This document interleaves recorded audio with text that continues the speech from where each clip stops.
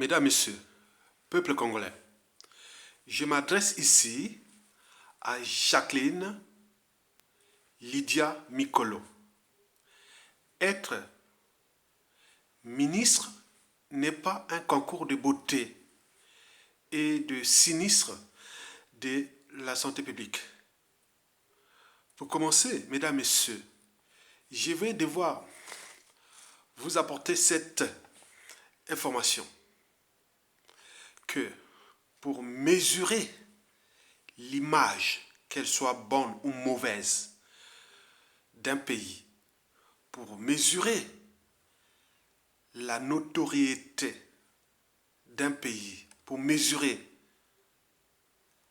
la réputation d'un pays, qu'elle soit bonne ou mauvaise, pour mesurer l'attractivité d'un pays, il faut aller voir du côté des 5 besoins vitaux ou nécessités vitales, je dirais des priorités vitales de la population. Est-ce que parmi les 10 priorités vitales d'un pays que je vais ici vous énumérer, est-ce qu'elles sont remplies au Congo? Je vais en citer que 5 sur les 10. Parce qu'au cœur de ces priorités vitales ou de ces besoins vitaux de la population, l'enjeu, c'est le but de la condition humaine. Vous savez, l'hédonisme fut une doctrine grecque fondée 300 ans avant Jésus-Christ. Elle avait pour principe que le bien-être ou le bonheur est le but de la condition humaine. Par conséquent, tout pouvoir politique doit tenir compte aussi de l'hédonisme de sa population.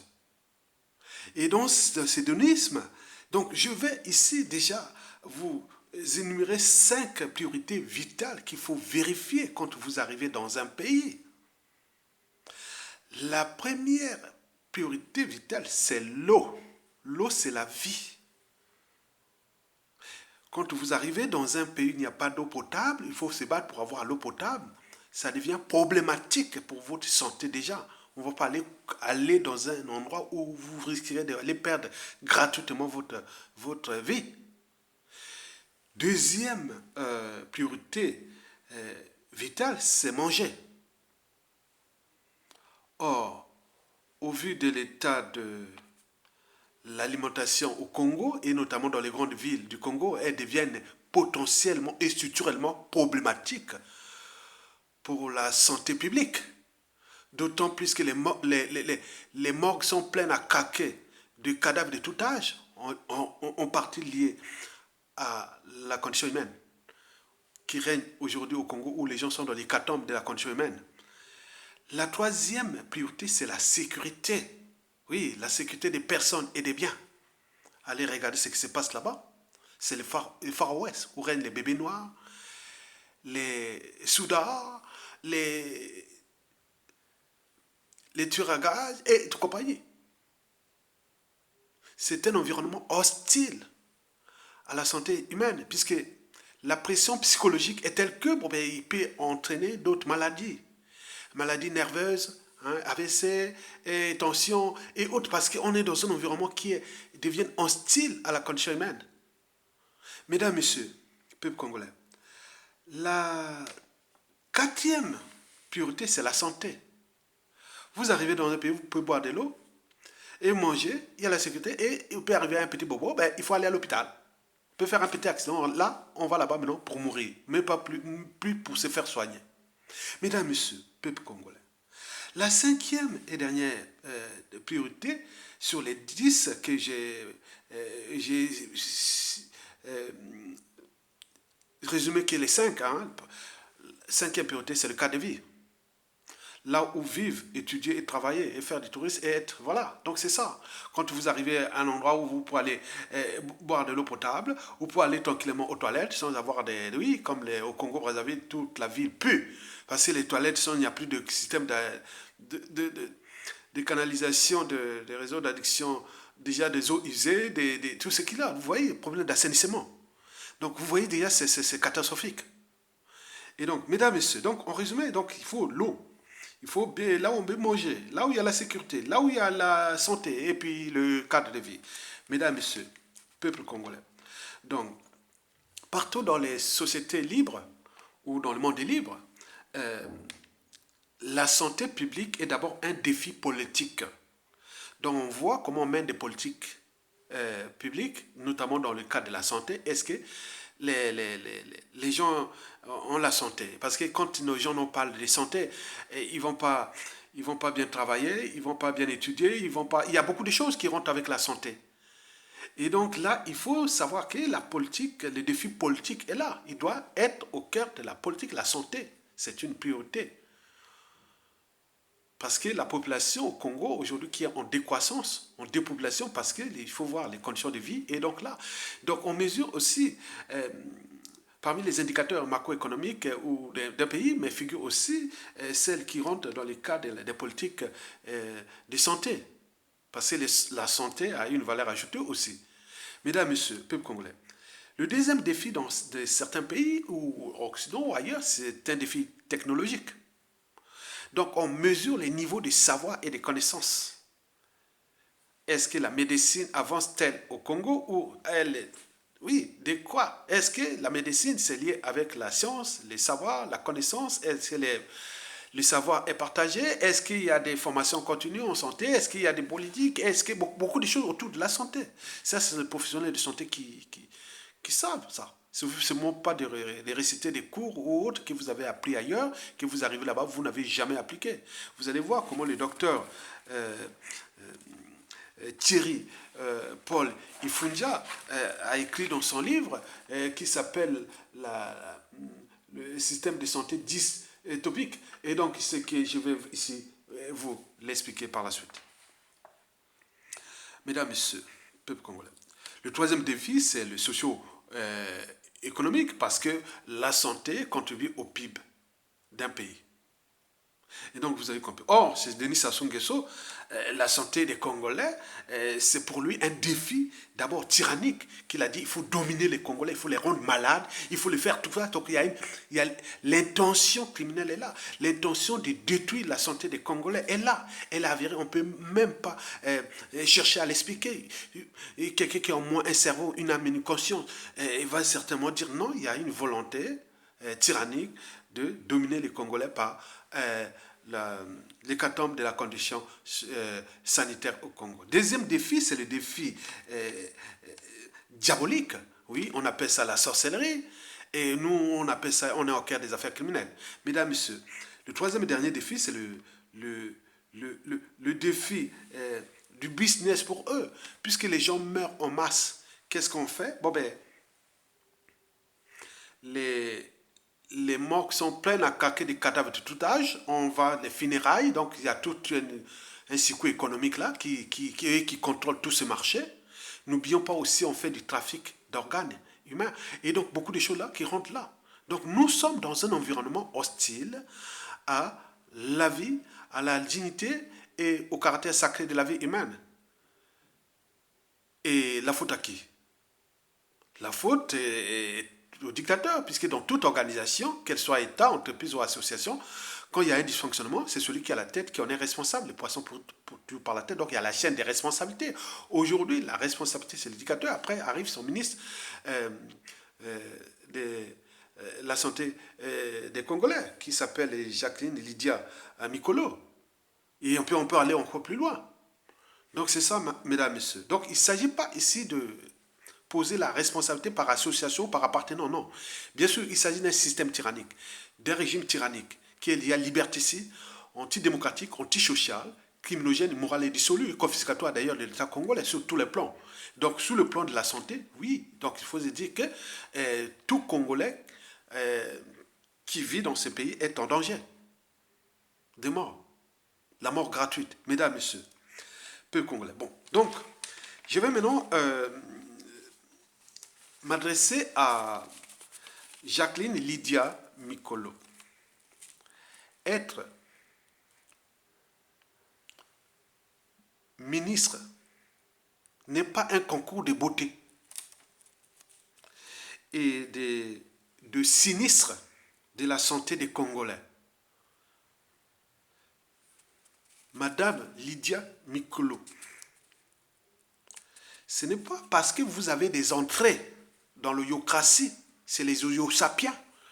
Vous avez des entrées jusqu'à dans la chambre d'éducateur, que vous êtes ministre, maîtresse, que vous voyez que tout est permis de laisser vos semblables, déjà congolais, noirs, africains, dans les conditions là. Il y a un moment donné, on se dit non.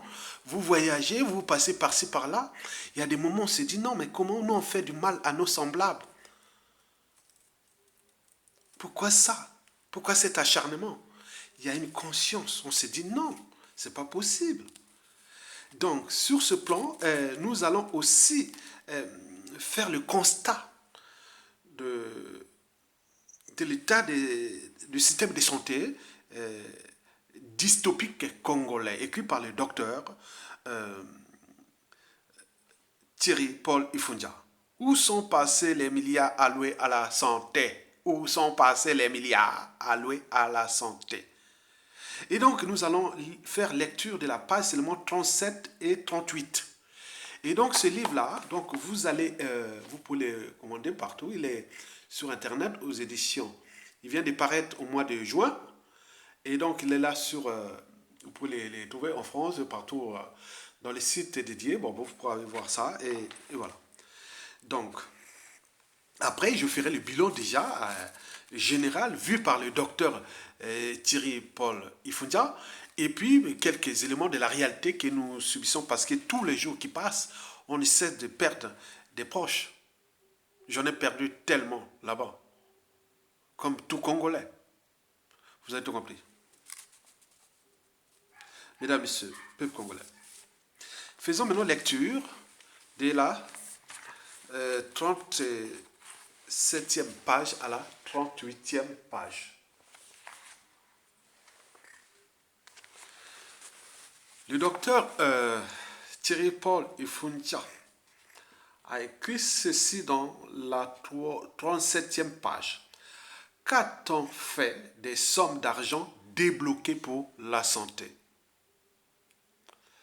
Selon les données de l'OMS, les dépenses de santé du Congo représentaient 5,2% de son produit intérieur brut en 2014.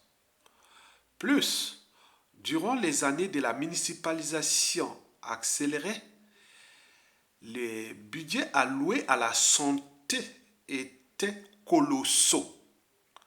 Encore fallait-il que les infrastructures sanitaires répondent à un certain nombre de critères qui font la dénomination d'établissement de santé, un plateau technique adéquat, des ressources humaines qualifiées, etc. Or, au Congo, 60 ans après son indépendance, aucune structure sanitaire n'est capable d'assurer ses missions de soins et de services publics.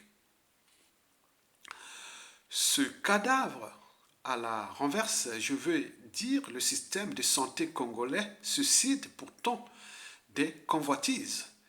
C'est tout son paradoxe. Des pseudo-représentants d'organismes internationaux, des personnalités étrangères cupides concoctent pour le Congo de l'osieux rapport sur son système sanitaire, alors qu'il a rendu l'âme depuis des lustres.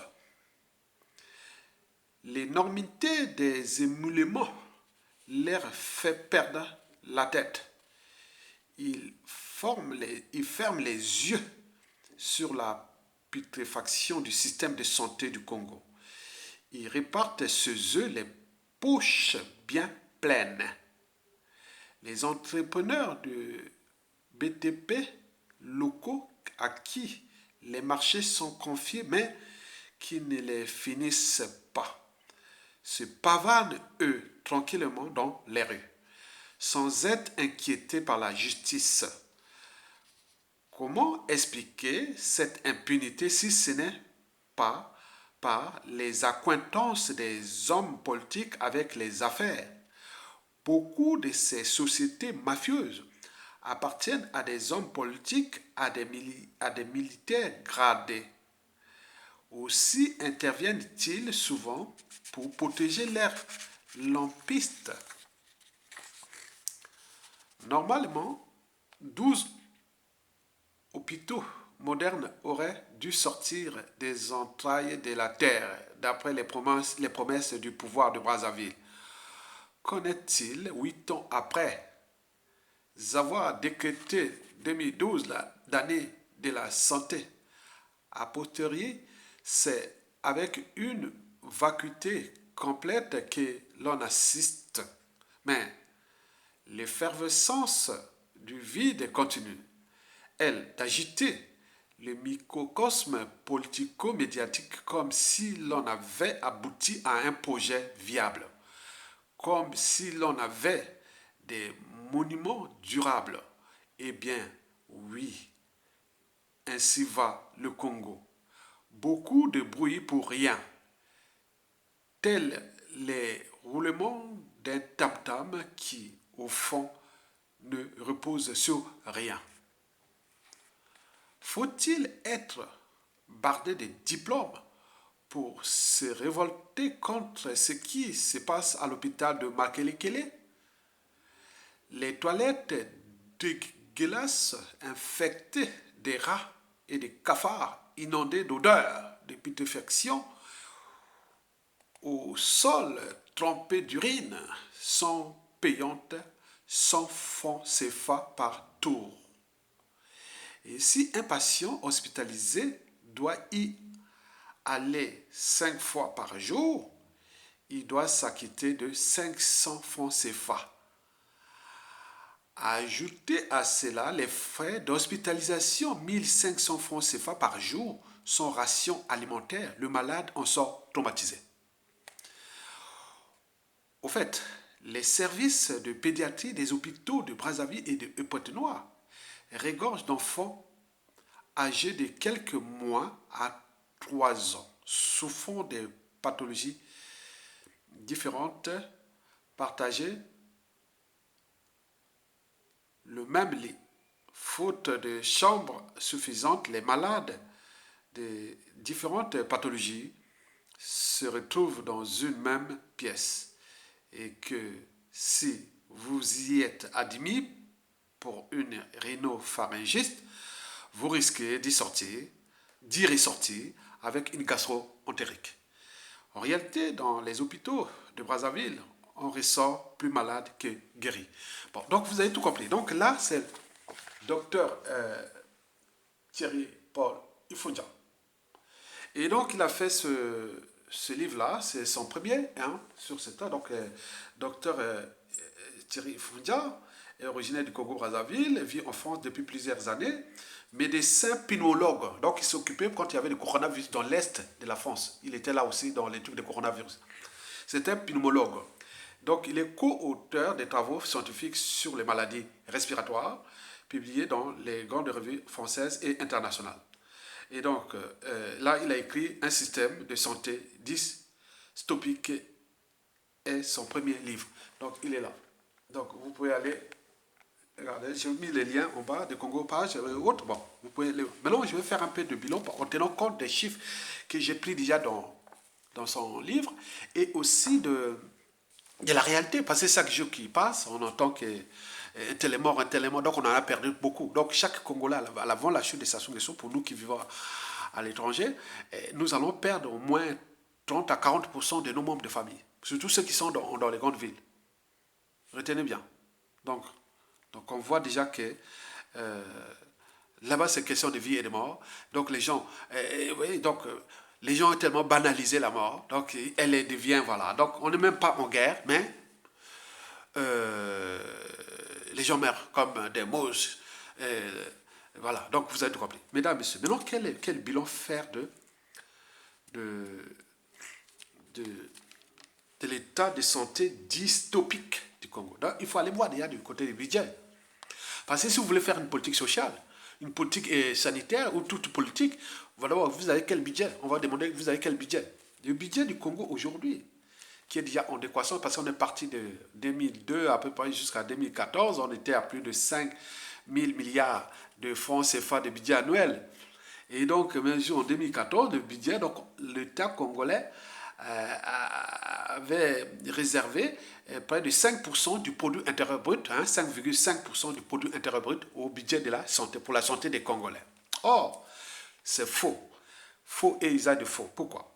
Parce que dans ce budget-là, de 5,2% là, donc 3% étaient alloués à eux-mêmes pour les évacuations sanitaires, ce qu'on appelle les avions médicalisés, tout médicalisé, c'est pour eux, pour les proches du tyran qui viennent se courber derrière lui, qu'il est malade, ils viennent se soigner ici. Donc ils ont consigné des hôpitaux ici, en Occident ici. Bon, pour ne pas avoir des procès, on connaît, on en parle, il y a un qui est en région parisienne ici, et que tous les dignitaires viennent se soigner ici, un hôpital IP, de haut standing, et pour rentrer là-bas, il faut vraiment, voilà, donc, et tous sont là-bas. Donc, ça, c'est l'argent du Congo qui rentre là. Et donc, pour les Congolais, ben oui, il nous reste que 2% du produit intérieur brut alloué à la santé publique. Et donc on voit les conséquences. Et avec la mauvaise gestion, avec plein de tout autour, mais ça c'est catastrophique. Donc personne, voilà, donc vous comprenez. Pendant ce temps, le dictateur a quand même, depuis déjà 2012 à nos jours, toujours 17% du produit intérieur brut de notre budget annuel est consacré à l'achat des armes de guerre, de munitions. En dernière date, ils viennent d'être livrés de 12 millions de francs CFA, de dollars, 12 millions de dollars chacun pour 2 hélicoptères de guerre. Et n'oublions pas les munitions et autres. On n'est pas en guerre. Un pays en faillite, il a surendetté et ruiné ce pays. Et qu'il est en train de mendier par-ci par-là pour chercher l'argent. Mais on permet quand même de faire un moratoire sur sa dette jusqu'en décembre 2020. Et de ces surplus-là, il prépare à aller acheter les armes pour terroriser la population. Et donc, il en a acheté plein ces derniers mois. Mais vous voyez déjà ça? Donc, 17% du produit intérieur brut à l'achat des armes. Alors qu'on n'est pas en guerre, ils n'ont pas menacé et autres. Donc, vous voyez déjà ça. Donc, les priorités sont ailleurs. Et n'oublions pas au niveau de l'éducation. L'éducation, là, c'est la catastrophe. C'est vraiment catastrophique. Parce que là, le budget d'éducation est de moins de 10% du produit intérieur brut. Vous imaginez? Et donc, au temps des présidents, ses prédécesseurs, parce que lui, sur 60 ans d'indépendance, Sassou Nguesso a dit il y a 35 ans. Donc, il reste combien pour les autres? Les autres sont restés au pouvoir combien? Combien d'années? Seulement. Combien d'années? 25 ans seulement. Mais lui, il a pris les 2 tiers. Presque lui. Il arrive, voilà. Donc, et ceux qui étaient avant, il y avait l'école, l'éducation. Nous, on a appris avec ça. On a fait l'école, on a fait tout, la bourse, tout ça, études supérieures, on a fait avec ça. Mais non, là, il n'y a plus rien. Il a détruit l'éducation nationale, l'enseignement supérieur et la recherche n'en parle même plus. Tout est dans là, alors qu'il parle de pays émergents. On ne peut pas aller dans un pays émergent avec là où on dénie les savoirs et la connaissance. Là où même une agence biomédecine qui est là, on ne sait pas qu'est-ce que ça sert. Ou, vous avez tout compris. Donc, les priorités sont ailleurs. Donc, ce peuple et ce pays est donc en danger. Mesdames, Messieurs, peuple congolais, aux côtés des infrastructures, là c'est pire encore. Ce sont des coquilles vides. Parce que quand vous allez dans ces hôpitaux, vous courez le risque à 80% de ramasser une maladie nosocomiale. Quand on parle de maladie nosocomiale, c'est que c'est une maladie que vous allez ramasser à l'hôpital, à l'hosto. Vous allez à l'hosto, vous revenez malade. C'est ça, comme dit le docteur Thierry Paul Pounda. Il dit, vous allez là-bas, vous courez. On ne mélange pas. Oui, comme si on faisait du propre avec du sale, passer par là. Non, non, c'est pas possible. Donc on met telle maladie, on mélange tout le monde. Comme ça, allez, restez dans cette chambre-là, contaminer les uns des autres, mourrez. Et oui, voilà. Donc vous avez tout compris. Donc le risque de maladie nosocomiale est élevé. Cela veut dire que les règles d'hygiène ne sont pas respectées dans les hôpitaux, mouroirs, congolais. Donc là, nous sommes encore au Moyen-Âge. Passez parmi les caractéristiques du Moyen-Âge.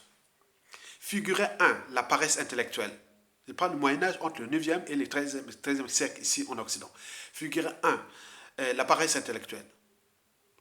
2, l'absence des règles d'hygiène. Et les gens mouraient en masse. Et là, on cherchait le bouc émissaire. Le bouc émissaire, c'est ce qui a permis au Moyen-Âge d'en arriver à l'inquisition. L'inquisiteur, la paresse intellectuelle, l'absence des règles d'hygiène, l'inquisition. Et n'oublions pas l'absence de démocratie. Et enfin, surtout, au niveau du droit, on condamnait les gens avant de trouver les preuves et ce qui se passe là-bas. Et n'oublions pas que là, il y avait la sorcellerie. La sorcellerie, c'était l'ensemble de tous ces trucs-là, c'est-à-dire entre les règles d'hygiène donc les gens mouraient par-ci par-là, on trouvait un bouc émissaire. Et oui, donc c'est là au Moyen-Âge qu'il y a né la culture. Le mot bourreau, hein, quand on parle de bourreau, les bourreaux du peuple et bourreau. Donc, c'est là qu'est né donc, il y avait des gens qui appliquaient les sentences pour les cas de l'inquisition, l'inquisiteur. Voilà. Vous avez tout compris. Donc, là, nous sommes au Moyen-Âge. Les mentalités, habitudes et comportements des Congolais aujourd'hui sont au Moyen-Âge. Il faut aller voir là-bas, dans les marchés, l'alimentation, la médication, tout c'est au Moyen-Âge. Or que la santé ne rigole pas, n'en rigole pas. Les gens qui vont au pays là-bas, j'en ai eu ici. Ils sont allés enterrer leurs parents là-bas. Ils sont arrivés, ils ont mangé que des fruits lavés par eux-mêmes. Ils avaient peur, vite fait, pour repartir. Parce que vous arrivez à Brazzaville aujourd'hui. Vous allez manger quoi? Où est-ce qu'il a lavé avec quelle eau? Il a pris cette eau. Il a fait donc il faut tout, c'est toute une chaîne de la santé humaine. Là, nous sommes au cœur de la biologie qui engendre la médecine. Et donc, vous imaginez que ça ne pardonne pas. Les corps ne pardonnent pas. Dès qu'il y a quelque chose, boum. Mesdames, Messieurs. Donc, risque de maladie nosocomiale dû aux conditions de vie moyenâgeuses ou médiévales qui règnent encore au Congo pendant la dictature de Sassou Nguesso. L'autre deuxième risque, c'est que quand vous allez dans les hôpitaux congolais, vous avez dans 2 tiers des cas, vous allez pour mourir. Vous avez tout compris. Ce sont des mouroirs. Mesdames et messieurs, peuple congolais. Quant au personnel, 97% est non qualifié. On parle même qu'il y a des vétérinaires qui soignent maintenant des Congolais. Des diplômés faux, ils ont du faux. Les gens qui ont fait qu'un stage d'une semaine, ils deviennent docteurs ou autre. Je ne sais pas comment ça se passe. L'INSA, où devenu la faculté de médecine, est abandonnée. Et tous les trucs, voilà, et on voit les gens, par exemple, dans les pays des... Voilà, on a envoyé former à Cuba, on en voit partout, mais beaucoup n'y rentrent plus, surtout ceux qui sont en Occident, ils ne vont plus, puisqu'ils arrivent faire quoi? Dans un pays où l'intention est claire, qu'il n'y a pas de santé publique au Congo. Vous allez travailler dans les tensions politiques, ils disent non, pas de santé publique au Congo. Vous devez mourir, donc vous allez travailler quoi? Voilà. Donc les gens n'y vont pas, les meilleurs ne vont pas, et ceux qui vont là-bas, c'est faux diplôme, et tous ceux qui sont bloqués là-bas, qui n'ont pas les moyens de sortir, dès qu'ils sortent, c'est fini, ils ne vont plus. Donc on entend, il y a une fuite des cerveaux, de la matière grise. Ce n'est pas qu'il manque des médecins congolais, il y en a plein ici, surtout en France, de toutes les spécialités. Et donc, vous voyez comment l'hécatombe de la condition humaine, mesdames et messieurs. Donc, au niveau du personnel, donc ça devient problématique. Et donc, vous avez tout compris. Enfin, le bilan général, c'est que nous sommes en présence de l'hécatombe de la condition humaine et hospitalière au Congo-Brazzaville. Mais j'en termine pour en parler maintenant à Jacqueline Lydia Mikolo. Vous êtes responsable et coupable à la fois, parce que pour la responsabilité administrative, politique et autres, vous êtes sinistre de la santé au Congo. Très bien. Bon, donc, c'est pas très bien. Moi, je dis que vous êtes là, responsable de ça. Donc, vous aurez une comptabilité. Vous voyez ce qui s'est passé ici sur les masques en France. Pour l'audition de la commission du Sénat ou de l'Assemblée nationale sur ces problèmes-là, en France ici, on est allé chercher les ministres il y a 10 ans, 15 ans. Venir expliquer. Ça peut aller même plus loin. Donc, il y aura cette responsabilité-là. Est-ce que vous avez pensé déjà à la presse Sassou Nguesso que toute dictature a durée de vie limitée, que ce soit à Komina Souka, à Sambwe, tokolonga biso peuple mais bino na nsima ya moto wana ko mosala na eka koboma bato boma bato tala makambo ya mokoko comment il a fait à Mokoko. Il est là, il s'est présenté comme un citoyen congolais, on lui a créé cette injustice, il est resté à la maison d'arrêt, il a perdu plein de membres de la famille, il est là, tranquille, et on vient l'empoisonner, et il est ramené de cet hôpital central des armées, qu'il a l'hôpital central des armées qui est de Nantes. Et là, il est en train de lutter contre le poison, et il risque de perdre sa vie. Vous croyez que ça soit avait-il le monopole de faire ça? C'est ça que je suis en train de vous alerter, Madame Jacqueline Mikolo. Vous allez aller juste attaquer Bernard Pongui à faire vos menaces. Non, ça ne sert à rien. Je l'ai dit, voilà, c'est que je vous ai tout dit. Toute chose a une durée de vie limitée. Et que dans notre anthropologie africaine, congolaise, vous voyez l'histoire de notre pays, depuis l'indépendance jusqu'à nos jours. Notre anthropologie politique, culturelle, elle n'est pas bonne. Dès qu'on a le pouvoir, on a tendance à rendre justice soi-même. Et donc, vous avez tellement d'ennemis que demain, il n'y aura plus de problèmes. Ah, il y a qui va Congo, il y a qui va Bangala. Non, il n'y aura plus ça parce que les victimes sont du nord au sud, de l'est à l'ouest. Et donc, toi, attends, ce n'est pas un concours de beauté, ce n'est pas parce que tu charmes que... Non, arrêtez. Ce n'est pas un concours de beauté, la politique. Il faut pas que vous jouez avec la vie des gens. Non, on tient de perdre les gens là-bas. Démissionner et dire non, laissez comme... Mais, attendez. Vous avez pensé à l'après comme l'après Mobutu, l'après Saddam Hussein, Ceausescu, Pinochet, Pol Pot et tout ça, ça se séparait. Dans cette anthropologie qui n'est pas bonne, il faut prendre la toile, la règle d'or. Ne faites jamais à autrui ce que vous ne souhaitez pas qu'on le fasse sur vous-même. Ce qui risque d'arriver à vous par rapport à toutes ces victimes, ces rancunes, ces rancœurs, des contentieux historiques, les règlements de comptes et tout compagnie, les affaires d'État, il y a trop. Ça suffit bien sûr, une erreur où, oui, le pouvoir de Sassou n'est pas naturel, il est accidentel. Il arrivait parce qu'il y a eu, en 1991-92, on fait des erreurs jusqu'à l'Issouba. Il n'est pas originaire de votre région là-bas, non? Regardez comme ils ont fait ces erreurs, on a tenu là. Mais ce n'est pas celui qui va venir après avec le nombre de victimes. Mokoko, vif ou mort, ce n'est pas le souci. C'est beaucoup qui sont derrière tout ça. Et que les gens ont compris. Ils apprennent tous les jours de mes vidéos, de Bernard Pongui, de Roland Nitou, de tous ces gens qui donnent des bonnes informations pour éveiller et élever les consciences des uns des autres du danger qui est déjà là parmi nous. Mais après Sassou Nguesso aussi, je vous dis que le danger est là. Pourquoi? Parce que le futur ou l'avenir, c'est tout simplement le passé et le présent qu'on ignore. Que les mêmes causes créent les mêmes effets. Et que l'histoire a tendance à se répéter. Et donc, je suis là pour vous alerter. Mikolo, ce n'est pas un concours de moto parce que vous êtes ministre maîtresse et que vous allez... Non, je veille votre conscience. Pas jouer au concours de beauté, à menacer les gens, non. Les gens ne faut pas menacer comme ça. Et pour la plupart, ce sont des victimes, ce sont des citoyens qui luttent, qui ont des droits et des devoirs contre la tyrannie, comme on peut lutter partout. Et donc, vous venez menacer les gens. Non, il faut arrêter ça. Beaucoup n'en parlent plus. Je vous dis, Jacqueline Lydia Mikolo, il y a beaucoup de gens qui vont vous punir partout, point administratif, politique, économique, tout ce qui va. Ce sont des gens qui ne parlent plus. Nous sommes les chiens qui aboient, qui alertent du danger tout le monde. Et donc, il faut nous écouter quelque part. Mais pas cette arrogance. Envoyer les gens qui... Je vais payer 1 milliard de francs CFA pour aller éliminer Bernard Pongui au Canada. Mais c'est quoi? Vous payez des fatwas par-ci, par-là. Les gens qui traquent les gens. Mais jusqu'à combien de temps? Vous avez tellement tué. Vous avez encore tué quoi? Mais c'est sans fin. C'est vous n'arrêtez que d'ajouter des haines, des rancunes. Donc, nous sommes dans un environnement on a eu cette parenthèse de l'histoire. Je pense ça comme une parenthèse de l'histoire qui va partir, mais c'est l'après qui reste d'être problématique pour tout le monde. Parce que si on ne prend pas conscience des lanceurs d'alerte, de tous ceux qui sont là. Mesdames, messieurs.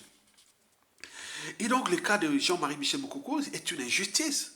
Il est là dans cet hôpital, on négocie qu'il faut l'envoyer au Maroc ou en Afrique du Sud, alors que ce sont des réseaux du PCT qui font ce jeu-là. Mais donc, ça devient un jeu. Il y a des moments, colère V, il y a colère V. Mais je dis que il y a beaucoup de gens qui sont maintenant, ils se calment, quoi. Ils sont là maintenant, ils attendent au moment venu. Donc, nous sommes là pour alerter. Ceux qui ont fui avec le magot du Congo, ou demain ils vont être traqués par l'État congolais avec la diplomatie, tout ça là. Et, bon, beaucoup auront beaucoup de soucis. Si l'Occident devient de plus en plus problématique pour la communauté africaine et surtout congolais et tout le monde là, parce que demain il y aura des problèmes de crise économique, beaucoup de choses. Donc il y aura la pression sur vos biens ici, on va vous les confisquer, on va vous faire plein de trucs mélanger avec l'État. Vous allez où? Vous allez chercher à répartir au pays, non? Et vous allez donc préparer la presse à son guesson. On sait un peu des... Bon, c'est pas raisonner Sassou Nguesso. Sassou Nguesso est dans son monde. Il sait bien que s'il perd ça, c'est fini. Donc, il est obligé de faire ce qu'il met. Trouvez-vous derrière tout ça. Cherchez l'après Sassou Nguesso. Cherchez les mécanismes de l'après Sassou Nguesso. Humanisez-vous. Augmentez votre niveau de conscience de raisonnement. Il dit non, c'est pas possible. Raisonner, non, non, on ne peut pas laisser comme ça. Ceux qui sont venus là, même la directrice ancienne là, qui faisait bien du travail au CHU là. Hein. Voilà que cet hôpital là, là où je suis né. J'étais né là. Maintenant transformé dans les années 80, 80 combien là en CHU. Mais attends, c'était vraiment, voilà.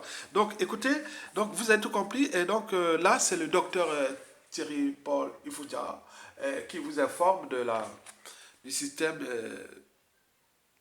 dysphorique, dystopique. Dystopique. Eh oui. Merci docteur. À bientôt.